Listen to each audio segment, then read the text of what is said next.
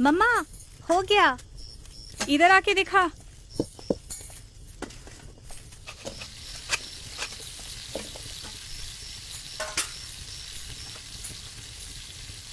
अपनी आंखों से देख, सिलाई सही हुआ क्या? सारे टुकड़े ध्यान से सिलाई करना है। ठीक है मम्मा। शुरू से। क्यों मम्मा? अरे बेटा, इस काम को ना कारीगर की नहीं कलाकार की आंखों से देखनी चाहिए।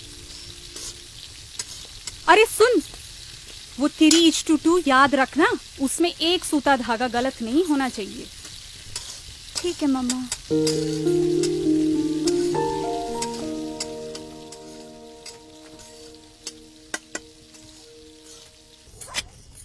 मम्मा,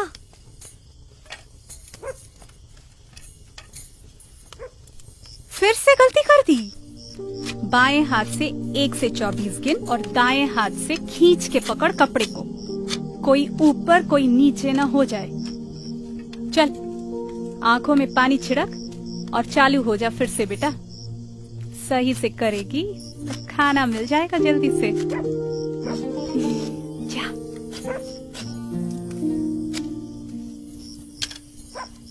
सुनो जी, कल सुबह कर सकती है? आज रात भी बहुत हुई है।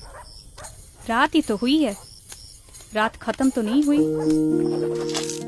मम्मा, आज तो खाना बहुत ही अच्छा हुआ। एक साइड खत्म हो गया है तो दूसरी साइड खत्म करके ही सोना। गिनती गलत नहीं होनी चाहिए, परफेक्ट होनी चाहिए।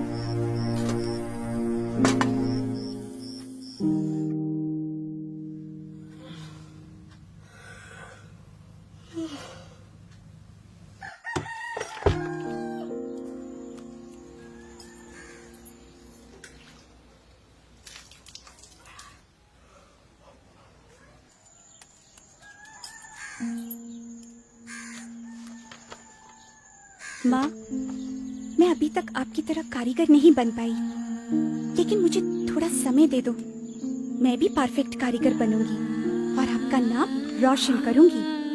जैसे आप सोचती हैं, मैं भी वैसे ही सोचती हूँ। देश का नाम और देश के काम पे गर्व मुझे भी है माँ।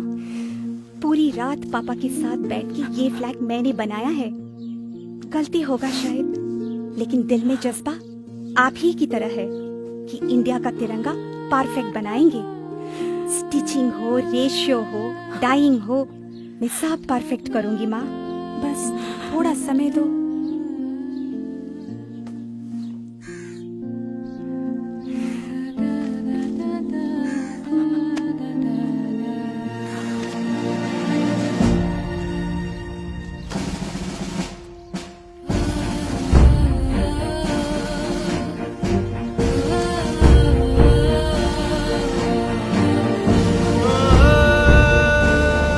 कर्नाटका में बंगेरी की कर्नाटका खादी ग्रामोद्योग संयुक्त संघ भारत की एकमात्र संस्था है जिसको भारत सरकार हमारी तिरंगा बनाने की अनुमति देती है। इस संस्था को संपूर्ण रूप से चलाने का काम संभालती हैं ऐसी कुछ महिलाएं जो आती हैं 3 घरों से।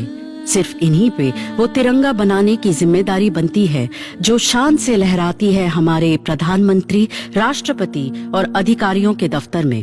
ISI की पहचान इस संस्थे को इन तिरंगों के सारे भारत में बेचने का अधिकार देती है।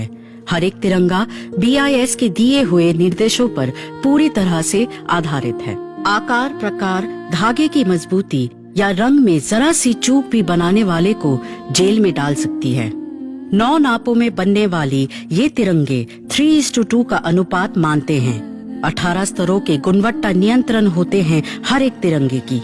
इस प्रक्रिया के 6 धाप होते हैं: कटाई, बुनाई, श्वेतन, रंजन, चक्र मुद्रण, सिलाई, टॉगलिंग। खादी का बना हुआ सूती, रेशम या वुल ही इस्तेमाल होता है।